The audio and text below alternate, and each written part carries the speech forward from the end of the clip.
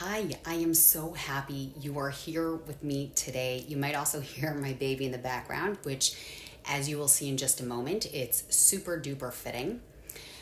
Our guest today is Dr. Stephanie Bathurst. She is a highly accomplished and super recognized professional in the field of mental health and relationship therapy. She holds a license as a clinical marriage and family therapist in both Maryland and in Hawaii. She is a board certified clinical sexologist, having earned her doctoral degree in clinical sexology from the International Institute for Clinical Sexology in Miami, Florida. Dr. Bathurst also holds a master's degree in marriage and family therapy with a specialty in addictions. So, her commitment to supporting individuals and families extends to postpartum and mental health, where she provides compassionate care and effective treatment for women navigating the challenges of the postpartum period. I believe that you'll really feel this come across. She specializes in couples therapy. She helps partners build intimacy and connection. In this episode, you're going to hear practical advice on navigating the postpartum challenges both men and women experience. I'm also just going to say that in 2014, Dr. Bathurst founded Bathurst Family Therapy. It's a practice that has become a trusted resource for those who are seeking healing and growth. Her exceptional work has earned her numerous accolades, including the prestigious Top Doctor Award in Maryland and in Washington, D.C. and Virginia. Dr. Bathurst is also an executive contributor at Brains Magazine. She shares her knowledge and insights on mental health and relationships, and she has been honored with the CREA Global Awards and Outstanding Leadership Award in Health in 2023. It was a pleasure talking to her. I believe that for me on a personal level, it was very meaningful. And whether you are a man or a woman listening to this, I believe that it will also be very valuable to you as well. So sit back and enjoy. Bodyholic with D, your one-stop shop for science-backed well-being breakthroughs. Forget the fads, ditch the myths. We are here to get you on the fast track to feeling and looking fantastic. So get ready to dive deep into the real deal on your health, happiness, and everything in between. Let's go.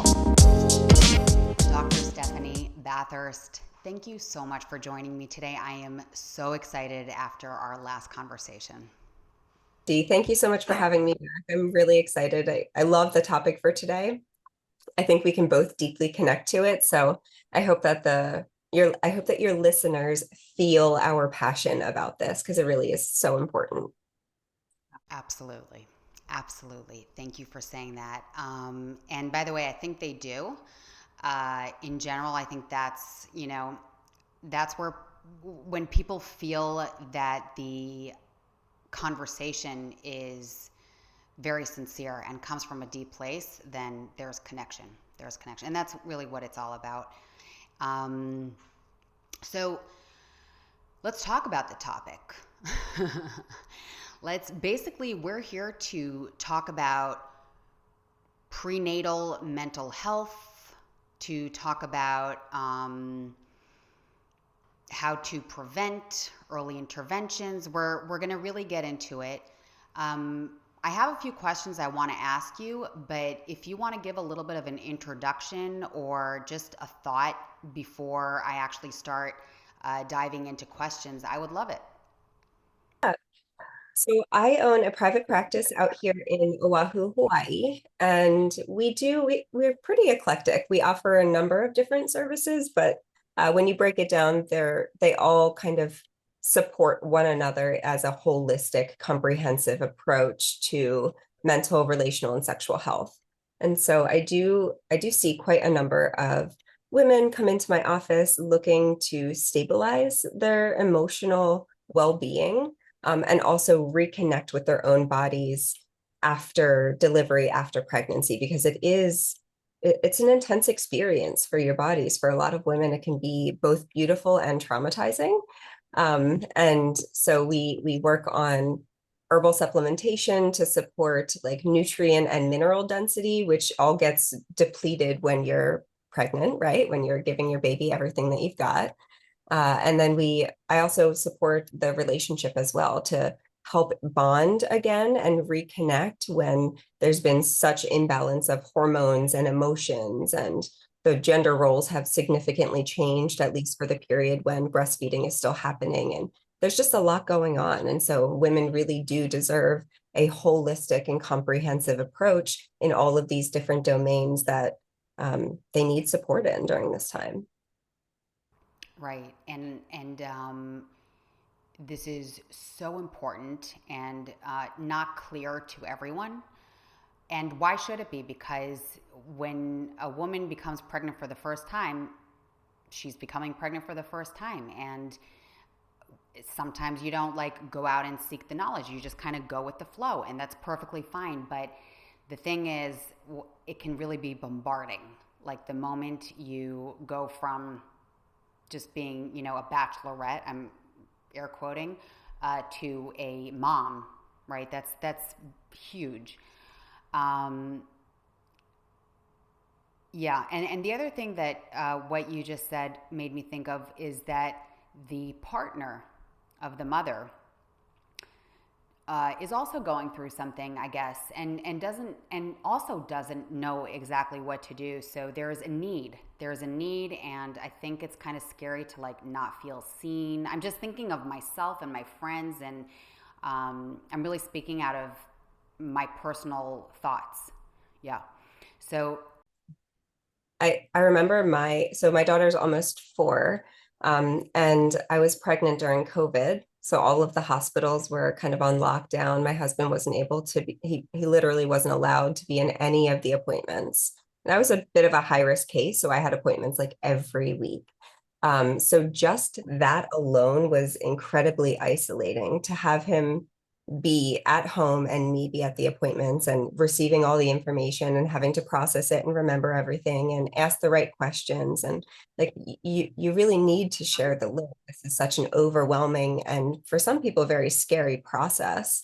And imbalance is still very real and palpable for a lot of people. mm-hmm. Mm-hmm. Oh my God, the COVID thing. Yeah. Yep. I was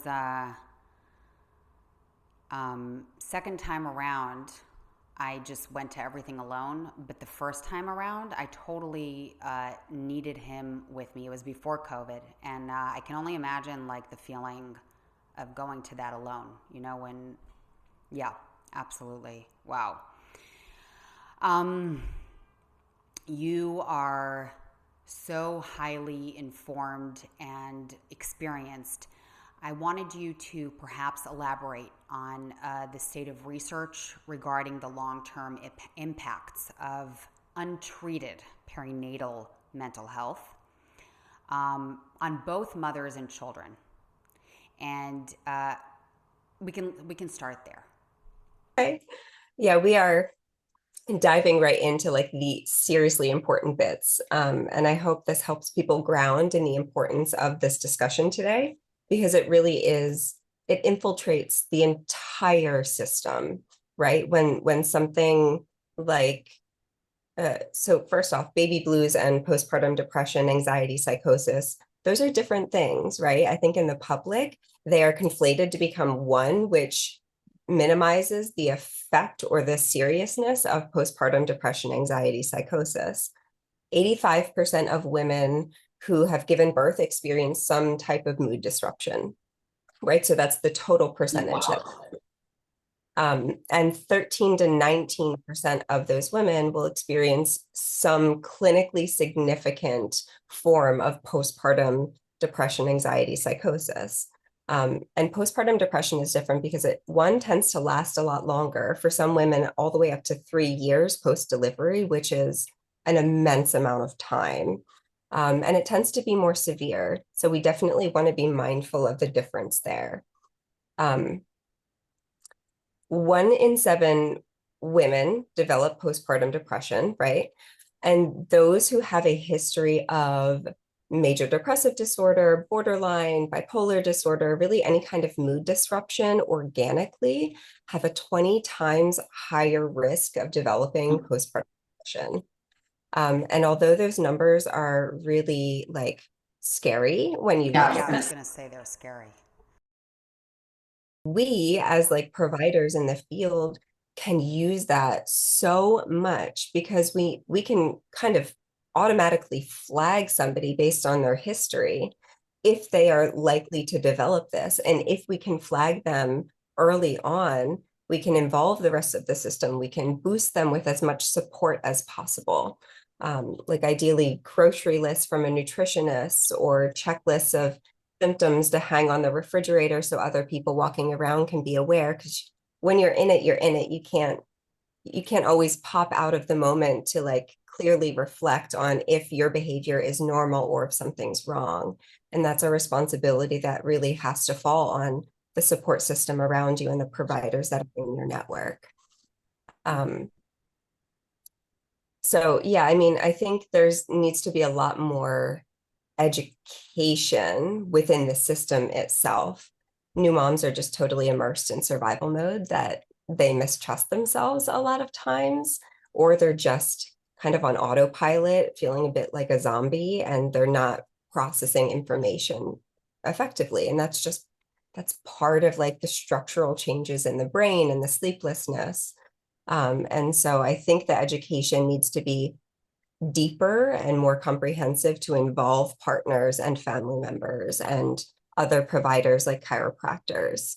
Um, there's so when we look at the impact of untreated postpartum depression, etc., for the mom, it's linked to long-term depression or future major depressive episodes later in life, well beyond just the postnatal period. It's also linked to self-harm and suicide. So these aren't like, like these are really serious things that we need to consider and support people with.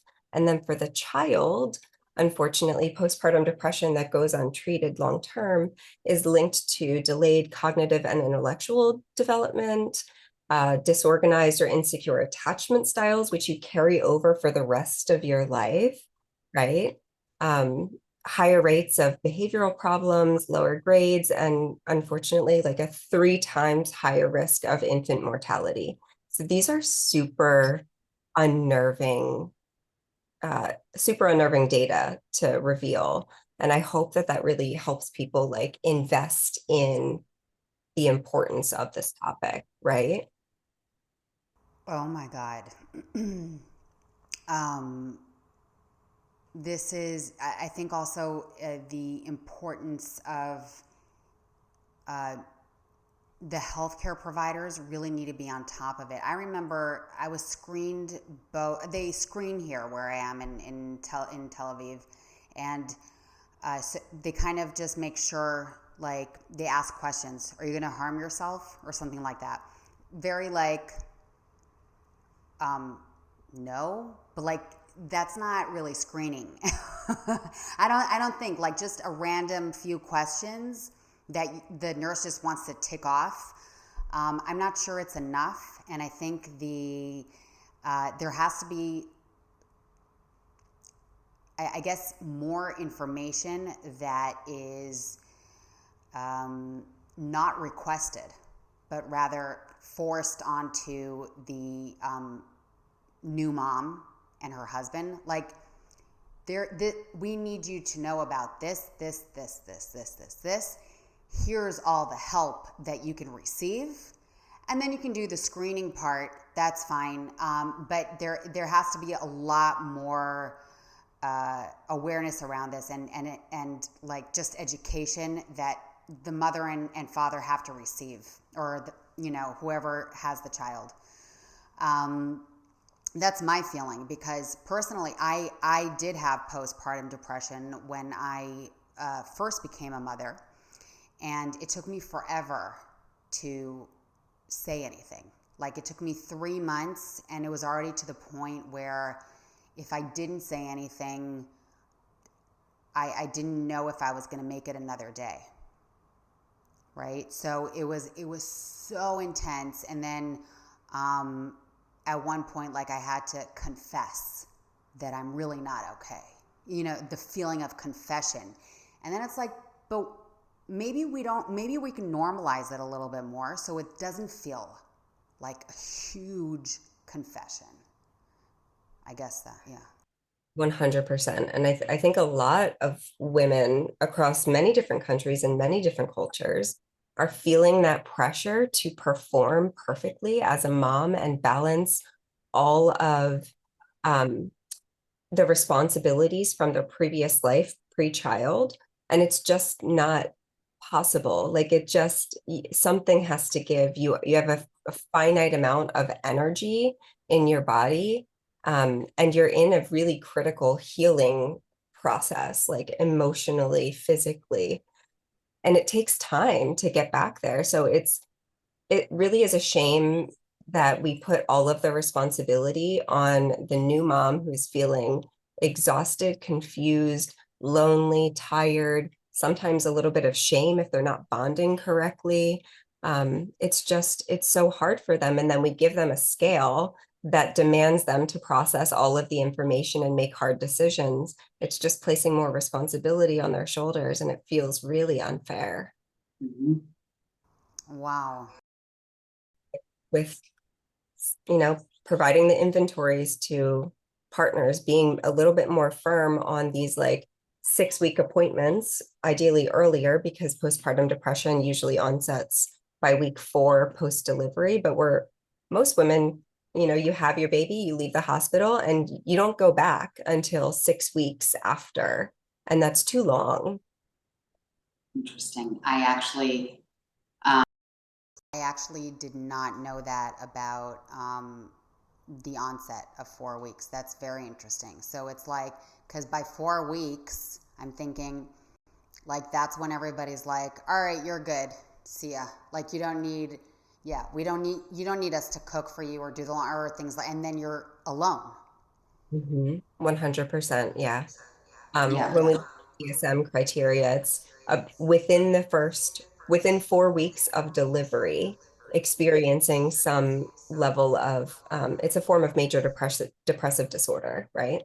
And then it can last for most women up to a year, but for some, like the more severe cases, 3 years post-delivery. That is an extensive period of time. And when we like look at the whole system, like this is a period, it's kind of like a perfect storm, right? Because the mother is at a deeply physical and emotionally vulnerable life moment.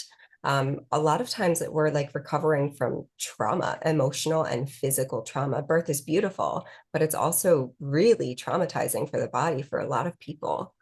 And that critical period of recovery for the mom is also the most critical period for attachment development for the child, and statistically the highest risk of infidelity within the marital relationship, the first year of a child's life.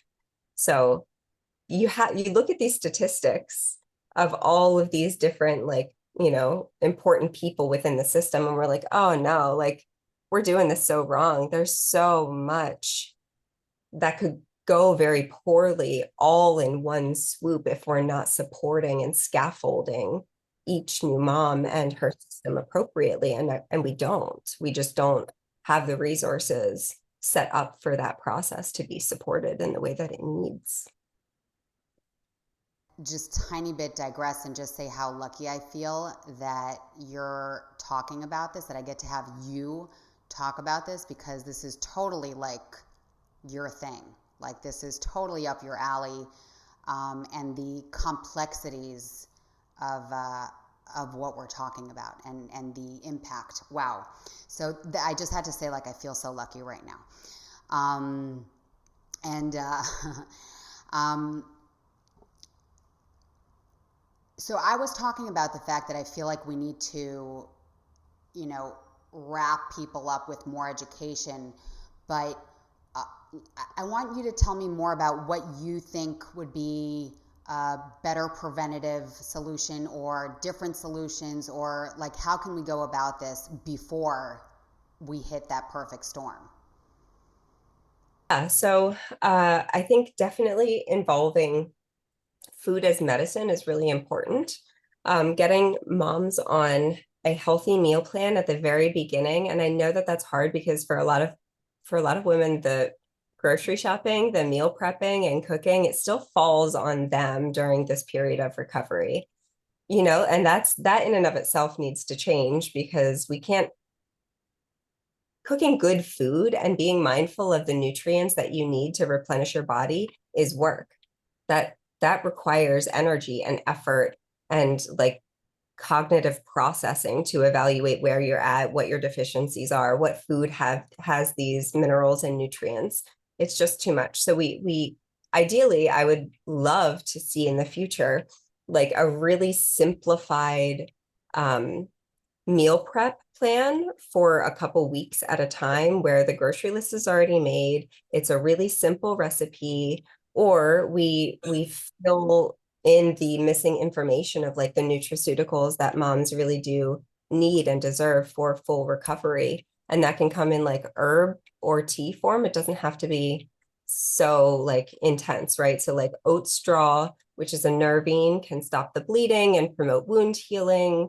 It's also used to treat nervous exhaustion, and it boosts a whole lot of like calcium, vitamin B's, iron, all of these really wonderful things. It rebuilds your adrenals so that you're I have never heard of this. really, oh no. So important. Oat straw? I use it. Uh, I prescribe it to my clients who are uh, like really low in testosterone. So it helps naturally increase, it boosts your hormones. It's also used for a natural antidepressant. So for postpartum, it's kind of like a perfect fit for moms. Can you nurse with while sipping? It's okay? 100%. Yes. Yep. Wow. Holy basil, which is used for just naturally used for depression treatment. And it also enhances milk production. It's very safe.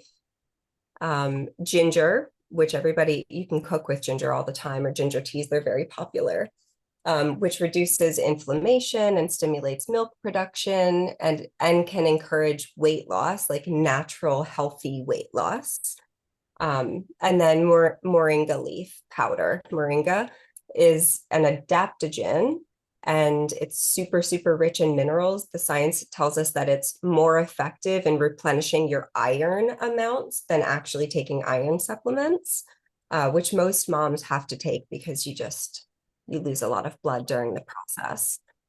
So like these are just the surface of what we can offer moms, but without the education, they don't know what to tap into or how to implement that into their daily diet. And so we're just kind of, your body is recovering slowly and it's hard. And that is for however long that takes, you're feeling disconnected from yourself, right? Which is really difficult. Wow. So I think, Yes. yeah, I think there's so much, right? I remember, so I have a lot of like medical conditions and that makes things more complex, but I had a fantastic chiropractor during the later stages of pregnancy. And I saw him like 3 times a week immediately after delivery and was amazing. That was like such a critical part of my healing process. And I wish that more moms knew the benefits of chiropractic and how that can help your like body and mind communicate better. Once your spine is aligned, it can reduce pain levels and increase wound healing rates. But I also brought my daughter there because I saw early signs of torticollis, and it was resolved within 3 visits. It was just amazing to watch. So I think it can be a support system for moms and their child. Have you done chiropractic? Well, okay, so thank you for asking that because I'm afraid of chiropractors, but no, just because like in general, I have this weird, this really is a confession. I have this weird thing with massages and like I'm okay with working out and like really, squeezing what I have left. But if someone presses on me, the pain like I either start laughing or crying. So I'll go to a massage with my husband but I'll say like, I want to barely feel you. Okay. Just like I'm going to take a nap basically. But both my daughter and my son, I took them to an osteopath. My daughter, because she was dealing with tummy aches all the time when she was very little. But my son had a very, very intense birth. Well, like it was intense. And he also, it seemed like kind of his neck was just stiff and really not like moving too much. And I just ended up going to an incredible osteopath. And the guy with my daughter, he was okay. But like then I really went into it here because it was the neck and I really felt like it had something to do with the birth and I was more concerned. And, he does something, I don't know. He's, doing his magic. And then he says to me, let's see in 2 weeks. If you don't see that it's, that it's all fixed, then come back. And like within 2 weeks, who would have thought that that's going to be like a 2-week situation? But within 2 weeks, he was totally fine. Like the neck was no longer stiff. So I'm assuming there's something very similar there. Oh yeah, yeah. And if it's a naturopathic doctor or an osteopath, a chiropractor, there's so much like, and I think you made a good point about the manipulations and how they can be kind of aggressive. And I certainly have had past chiropractors like physically injure my body because my body's kind of, I got a lot of stuff going on, like connective tissue disorders. My joints pop out very, very frequently. So I found a chiropractor that was certified in working with children, and he actually used the pediatric chiropractor techniques on my body, so it wasn't so aggressive. So I think, yeah, 100%. It can be a little scary if you don't find the right fit person, but it can be a really important part, like a role within our scaffolded system of support as we recover. I'm so glad that you found somebody that you trusted that could help you and your son. Yeah, but I'm thinking like I'm not going to the osteopath, but now I don't feel that, but maybe if I would have actually taken the time for myself, it would have been amazing. Now that we're talking about this. Absolutely. And I think you make a good point, like sharing a little bit more about your delivery process being intense and difficult. And birth is trauma for most women. Like there's a lot of pain involved. It's very scary. There's a lot of like medical powerlessness, especially if you have an epidural or you have to go under intense surgery right away because you can't move your body and people are touching your body without like you knowing what's going on, or it's just really scary. And yeah, so for a lot of women coming out, we all talk about the beauty and the appreciation of birth, and that those are all wonderful. We want to talk about that. We want to like connect with other moms and other people about how beautiful having our child is. And also it can be really traumatizing, and trauma needs to be processed effectively or else it compounds in impact over time. Right. And so I'll have moms whose kids are 8 and 9 and 15, and they haven't processed yet and like cleared out those pathways of fear, and that impacts you so significantly in your relationships. This is so important. The difference between my first birth experience and giving birth a second time, was the knowledge and the very intense experience I had been through emotionally the first time around. The second time around was more physical, but the reason it was more physical, and this is what I'm getting at, was because it was so intense, so scary, so traumatizing. Both of our lives were on the line. And it was exactly supposed to be the opposite. Like everything was working out just fine until, And then I couldn't even talk for the first like 24 hours. Every time I just opened my mouth, I was bawling. And it was so intense. And they sent a social worker over to me. I just couldn't. And then a friend visited, and I'm with the baby and I'm nursing. And this is like, he's 2 days old or a day and a half. And she sits down next to me and I just, I started talking. And I'm like, oh my God, I haven't even actually told my mom the whole story. And I was like, and then, I got home and I'm telling people, I'm starting to drip the info, but it's like too hard for me to talk. And then I'm like, I have this amazing psychologist that I once went to her for a long period of time when I had anxiety and doing my master's. and that was it. And we stayed in touch forever. And like whenever there's something big in my life, we meet up. So I wasn't thinking about it, but then I realized I need to meet up with her. And that's what all it was. It was one meeting. And here's what she said to me. She said, you don't want it to be traumatic the way it was the first time around. And what I need you to do now, because you're not going to need to see me again over this. What you need to do now is tell your birth story to anyone who's willing to listen a gazillion times a day until you cannot hear it anymore. And it's just a story that you're now like you're done telling. You are so done, and people are going to ask you, and you're going to be like, you know what? I don't even feel like getting into it. And what you're saying is the opposite. Like you're talking about people who have carried that story with them, and the only reason I knew how to deal with it was because I carried something previously until my life was on the line over depression. So important. Absolutely. I'm so grateful that you had that person in your back pocket and could get her guidance. Totally. And another thing I'm just going to say, like girl power, woman empowerment.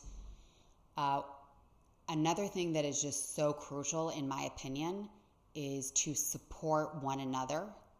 So I have a really good friend who gave birth yesterday for the third time.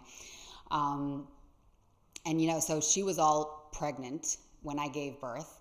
But she showed up putting coffee and like a muffin outside the door as to not disturb me. And then when she always asked can I have the coffee with you? And if I didn't respond, it was a no-go. And if I did, and then I would see her, she would walk into the house and I would just start bawling because there is just, a bundle of love right there that totally gets it. No judgment. We're just going to sit together in the situation. And so what I'm saying here is that I invite women to be that for one another because it's priceless. Absolutely. Yeah. We really do, like the saying, it takes a village, right? There's so much truth to that. And it's really hard being in these societies that are so individualistic that we expect ourselves to do everything on our own. And so we don't often invite or request help, or if it's offered, we politely decline because we are expecting ourselves to do it and be okay and just kind of grit through the tough part. And it doesn't have to be that way. And that kind of grit mentality oftentimes reinforces and sustains the trauma response in the body, right? You might heal emotionally, and that doesn't mean if you didn't process it effectively, it might stay in your body. And that's what comes up years later as like sexless marriages or body dysmorphia, eating disorders, just general pain and inability to do certain like movements or positions because your body didn't heal. It didn't have the opportunity to wholly heal. And that's a super resolvable problem when you find the right support. We don't have to go through this in such a lonely space. And so, yeah, tapping into all of the people that are around you is super, super critical. I know for trauma response, I do a lot of like EFT tapping, acupressure tapping with my clients, and EMDR, just to kind of clear out those channels that have been well reinforced. But I think there's also a lot of, because we're talking about interventions and how to support that, right? I think there's a lot of kind of talking about what you do. There's so much important work in providing like simple body weight or resistance exercises to help you like regain your strength, heal that ab separation that almost everybody has, but nobody really talks about. And really just regain that love and connection with your body, especially if you disconnected from it during the delivery process, which a lot of us do. Like, this is a super stressful, painful experience. And exercise is a really critical part of your self-love and self-care process. So I know that you had your own postpartum, like, is it a membership? Can people log in and have a membership now? Yeah, I saw bodyholic.fit actually. I almost dissolved it by the time the baby was like 1 month old. And then by the time he was like 5 months old, we're now reviving it back.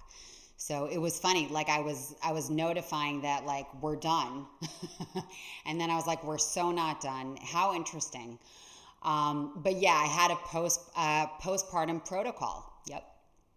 Yeah, which is so important, so important. Yeah. I deal a lot with like pelvic floor recovery and strengthening, like strength and conditioning.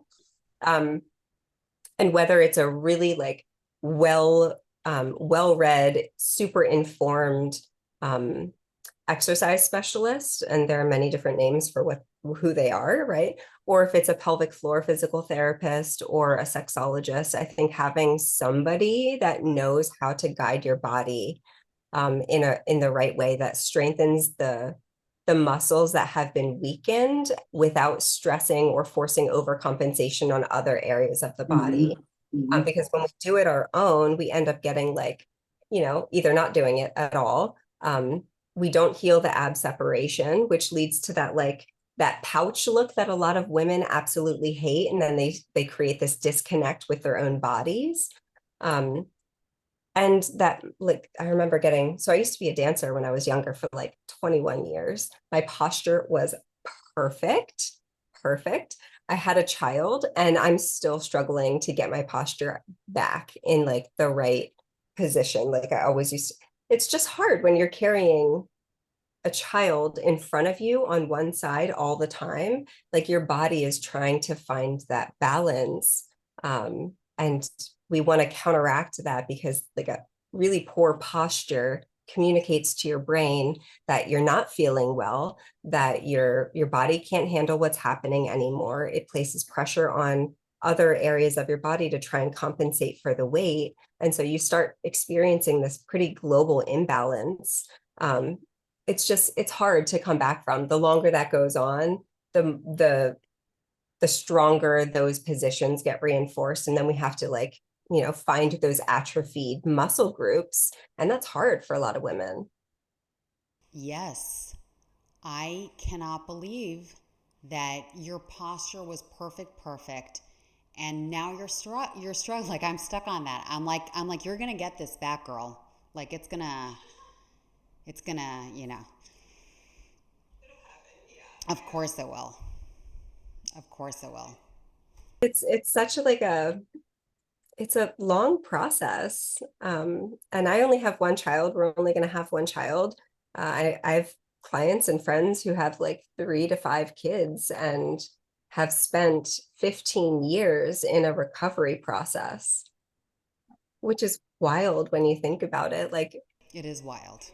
the majority of your life can be spent in wound recovery and like regaining that connection with the self. And then you have another child and it all restarts. And so I think we can do a lot better.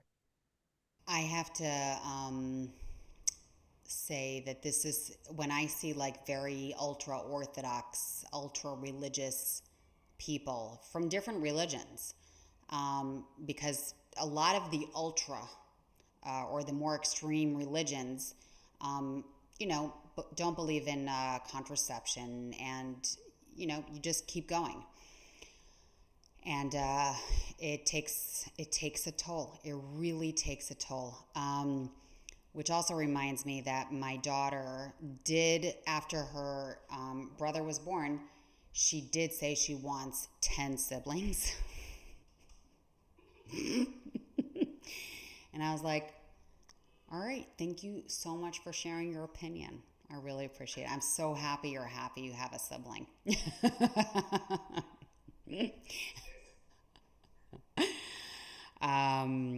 Yes. Yeah, that's not in my plan, but she can do what she wants when she when she becomes a mom.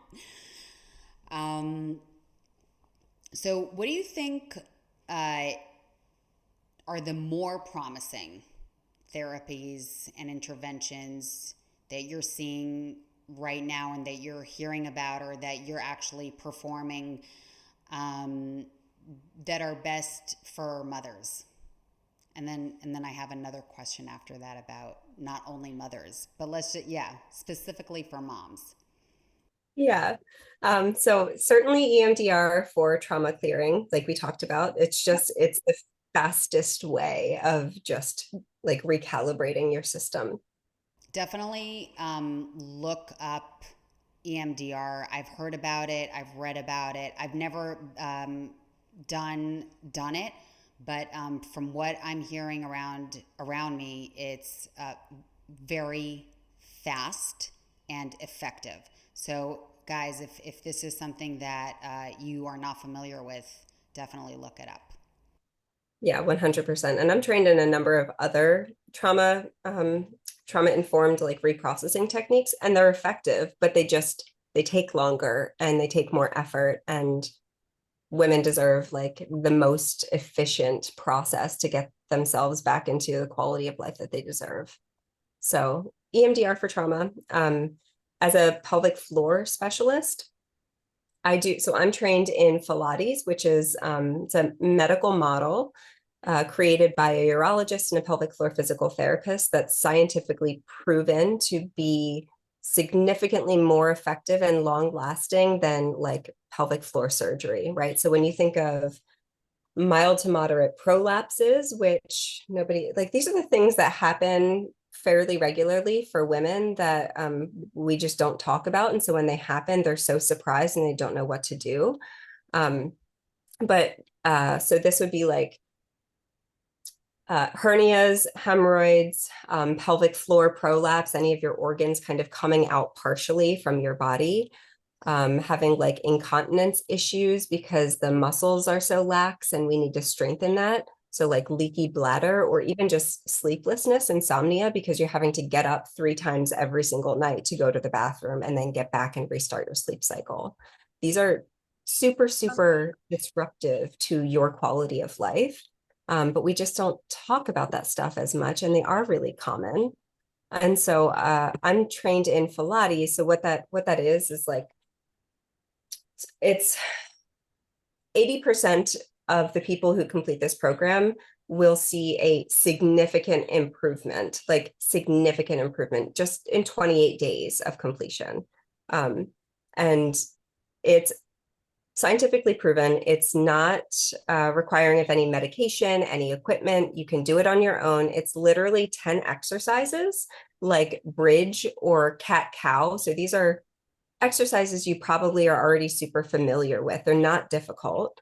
And you just do them in a certain amount, a certain repetition that activates the pelvic floor, while synchronizing a specific breathing technique that also activates the pelvic floor. So it's really just biofeedback that helps you recognize the small, tiny muscles that are very important in your pelvic floor and how to activate them on command. And we know that like 40% of the people who are doing Kegels incorrectly. And so there needs to be a better way, because we are feeling like really alone and isolated in getting our bodies back. And if that's working, if it's doing more damage, there has to be a different technique. Can I, is it, do you do any of this online? Like, do you offer that 28-day program online also? I have a course that you can purchase. I think it's $97 and you have lifetime access to it. It's super, super basic. If you're doing it online and you're needing help, I ask that people send me like a video or pictures of them to make sure that they're doing the positioning correctly. And it's really, really effective. So Let's make sure that we link that. sure, yeah. Yeah, I think it doesn't have to. So it's very common, even when 4 years ago, it wasn't that long ago. The recommendation is still don't do anything, don't have sex, don't work out, don't stress your body for 6 to 8 weeks post-delivery, right? But that's old, that's based in old research. That's old way of thinking. When you like break your arm, we don't tell you to wait for 6 to 8 weeks before trying to heal, right? And so 1 to 2 days after delivery is the clinical recommendation to start activating your pelvic floor. Now, this does not mean get barbells and start doing like a full workout. You can do pelvic floor exercises when you're laying down and sitting down and not like, stressing your body out. That's when you should be doing it, because oftentimes we're in the hospital for a couple of days and your muscles are atrophying during that time when you're laying down.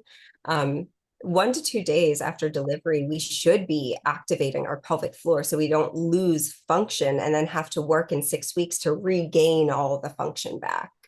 We're talking about vaginal delivery. Yeah, yes. And also, if you're having a C-section, your organs are still moved around. Your uterus still has to go back. Oh, 100%. What I mean is the 1 to 2 days. That's a very important distinction. Thank you. Absolutely, 100%. If you had a C-section, you need to go through the pelvic floor recovery, and you have to, absolutely. The only thing is 1 to 2 days. It depends also how you're recovering from the C-section, but that it might take a little bit longer than the vaginal, just from my experience. Yeah, and for stitches, right? I think it depends on, so yeah, anybody who's listening, definitely talk with your provider about your specific case and what feels like a good fit for that. But waiting just because we are waiting is not a good option, right? If you are still bleeding, like if you're still bleeding from stitches, if you're in a raw state, clearly we want to wait a little bit longer. 100% are different. Like the traumas to the body are very different between a C-section and a vaginal delivery. And so yeah, it definitely is case by case, but Definitely case by case, and definitely like check with your provider. But know that it's absolutely fine if your provider says go for it, to get going. Don't just wait around. Yeah, that's great. yeah. And I did you do red raspberry leaf during your recovery process? No, but I was told. It's awesome for like a uterine toner because it helps, your body is working really hard to get everything back to the shape that it was before, and to get your organs realigned because they're all kind of wonky and in different areas. And so I think that's a really good additive. And I hear a lot that people think that's only for vaginal delivery, and it's not. It's for everybody, because every woman who has birthed a child in some kind of form, your body has been totally disrupted and really needs support to kind of get back to that place. I feel like I'm that client who's like, I know I was supposed to on so many things. Wow. Yes. Talking about it, right? Because we can have the knowledge, but when you're in it, when you're in the thick of the experience, we can't hold all of the mental load to do everything for ourselves. We need other people to support us because we are limited. We're in a really vulnerable spot. We just can't do it all. We can't remember everything. It's not possible. Absolutely. Absolutely. And that's also my point of like saying this, even with certain things that I have knowledge about, and even, you know, the most knowledgeable people, like when you're, just like you said, when you're in survival mode, that's it. That's it. Yeah. So it's good for like the people around the mom also to know these things. Um, yes. Did you want to say anything else about the therapies and interventions? Because I think I definitely interrupted you. Didn't I always love our conversations because we just kind of flow and go wherever we want to go, but I know there's a lot of value packed in this, so I hope listeners are still here and intrigued. um yeah, I think there is I know it's not technically like a therapy for from my perspective, because you know I'm a clinician, but skin to skin contact for mom and baby, like the most important thing. And again, whether you had a C-section or a vaginal delivery, skin to skin contact is beyond critical, especially when we're seeing like postpartum rates increase and the severity of impact that we talked about earlier, like that.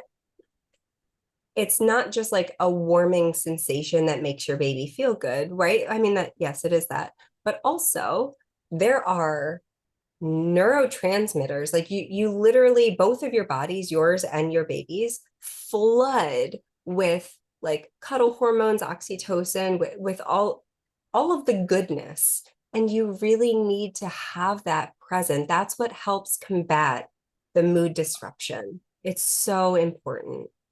Thank you so much for saying that. That's the best therapy ever. I get to say that I really was I'm still on top of it. That's the best thing in the world. The best. Thank you for saying that. Yeah, and it's kind of beautiful because it's all biological, right? Like this, we were made to hold our babies without like contraptions or space or stuff blocking us. We just, connection gets activated in the very early hours and days of delivery, and that's so critical. And I think there's a lot of program, like hospital programs out there, that are not encouraging that still, which is really sad. It's really sad. Oh my God, skin to skin. Absolutely 100%. Yeah. I was speaking to a pelvic floor specialist recently, and I'm really so happy you said this. She was talking about how the mommies need skin to skin, even if it's the partner, just like putting his hand on her cheek. And I was like, how important. And like I see, and I wasn't even thinking about it now, and then you said that it's so important. Wow. Yeah. Yeah, we really underestimate like the natural processes of our body. And that's purpose to kind of jumpstart and kick in the hormonal rebalancing process, right? Like that's, we are built to connect to our baby and to our mate. And a lot of that is through physical touch. And I think that's really like underestimated and underutilized. And it's so simple and so accessible and it's free. So we need to be talking about it a lot more. Yeah. I know, I know there's, I don't know if you experienced this. I feel like I'm operating at like an 80% intelligence rate than previous when I was not pregnant. And I did not like I did a lot of research too. I was not aware before I delivered my child that I was going to lose brain function in some of these other areas. And like, I mean, I've done a lot of research since because I was like, why can't I conceptualize? Why can't I think in the same way that I did before? And your gray matter like literally changes. You lose gray matter in certain areas of your brain and you gain it in the emotional area that is purposed for like social connection, emotional attunement, like all of the self-reflection, which is why we have a whole lot of moms who deliver and then make these global life changes, right? Like we're just very introspective. Your brain changes. And why don't people talk about that, right? We talk about baby brain, but in Right, like a way, people are like, oh, baby brain, you'll be right, fine. right. It's a legitimate thing. You're structurally different than what you were before. Forever. Forever. It's wild. It's wild to me. Like don't talk about like, oh, it'll, you'll get over it. It's no, you're really a changed human being. And I think about like I had my own private practice, so I had a lot more flexibility on my caseload when I went back and when I went back. But a lot of moms don't. Like we as women are equal earners now. Like in the state of the world, we hold a lot of the like the money making role as well. And so there is a pressure to like go back as soon as possible and to keep performing to the extent that you were before. And if you're going back 6 to 8 weeks after your child was born, like your brain has not settled into its new structure yet. You literally feel like you're going crazy a little bit. And that's really sad. Like I empathize with all of the moms who are trying to balance everything and are confused about why their brain's not working. And then you feel like this judgment from other people about underperforming. It's just a really difficult place to be in. And I wish that we had better, like more knowledge that was dispersed among employers for why this is happening and to be a little bit more lenient about that. And even like to say to that mom, like, nothing's wrong with you. You're doing absolutely great. And your body and your brain and everything's doing exactly what it's supposed to do. Yeah, absolutely. Yeah. Just like wipe away that stress and that shame and trust your body that it's going to get back to its new norm and that you'll find the strengths in that new norm. Like there's so much goodness to having an enhanced introspection or like heightened sensitivities to emotion and social dynamics. Like there's so much benefit there. We just have to learn how to play to those strengths now that we've kind of disconnected from the more mathematical or logical ways of thinking. And everybody's a little bit different, but it's all a transition process. You have to be flexible and adaptive and figure out who you are now because there's so much that changes. Absolutely. Yep.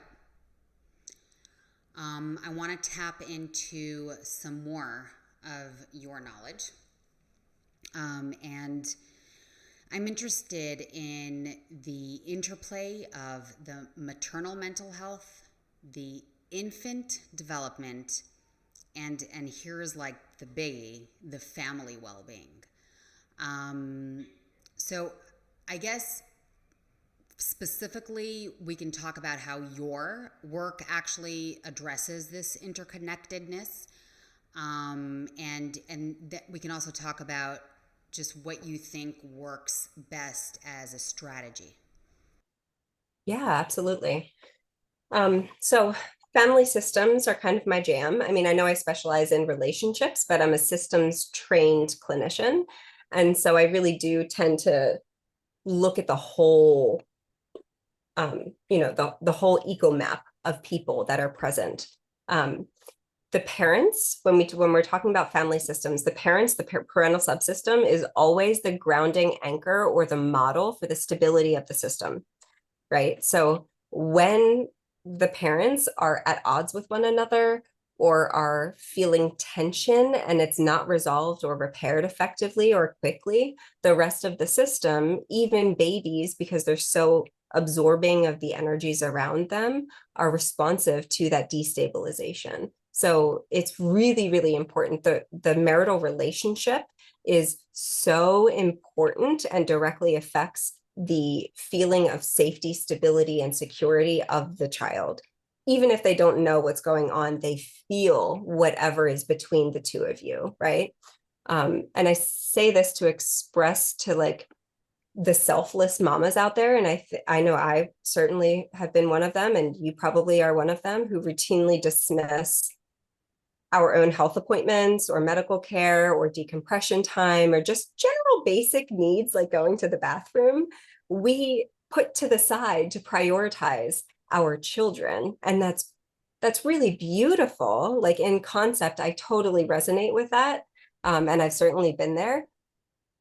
We want to help reframe that perspective to be like, you taking care of yourself, these expressions of love, nurturance, and regulation for you automatically get passed down to your child, right? So you doing stuff for you is you doing stuff for your child. They aren't exclusive things. They're completely interwoven.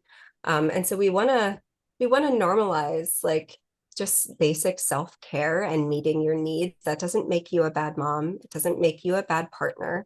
It's a very necessary part of stability within the system. So the interplay between moms, their partners, and babies, it's so wildly interwoven with one another. We also know that trauma and trauma subjective is intergenerational, right? There's a transmission process that gets carried across multiple generations epigenetically. And so when there is domestic violence, when there's resentment, like unresolved resentment from an unhealed affair or something, if there's mood disorders in the mom or even in the partner, right? Like all of these heightened stress responses affect the mother and automatically affect the child, right? Like we pass down our stuff to our children. As much as we fight and work not to, there's just a natural organic transmission process. And so things like inflammation, metabolic and hormone disorders, depression and anxiety, all have the potential to get passed down, which is why we want to counteract those. We want to take care of ourselves and also be mindful of like, what food we're eating, what our relationship is like, the marital relationship. If that is not doing well, we want to prioritize that, not wait until the child is 5 and going to school for us to be like, I have time now, let's give to us. It deserves more because it's a really important piece of the child's development. So important because, like even for me, when I'm very lucky to feel like I'm married to my best friend, but it's definitely like the first year of a child. It's like everybody's just gonna sit and wait until like we're stabilized. Yeah, so important to say that. Yeah. So yeah, I mean, I think there are a lot of like specifics that we can dive into. And if there's one topic in particular that you're wanting to like tease out a little bit more, I'm happy to jump into that. But overall, it's really like whatever affects you affects them. Right. No, I think that we have talked about so much, and I really don't want to further overwhelm, because I think that you have really gone into so much, and so many important pieces of information have just been released into the world. And so I I would just love it if you came back on to the show this season and we just continue this discussion and take it to other places. Yes, I always love talking with you. I very much enjoy it. So I'm happy to be back. Thank you. Thank you so much. I'm so excited for this to air.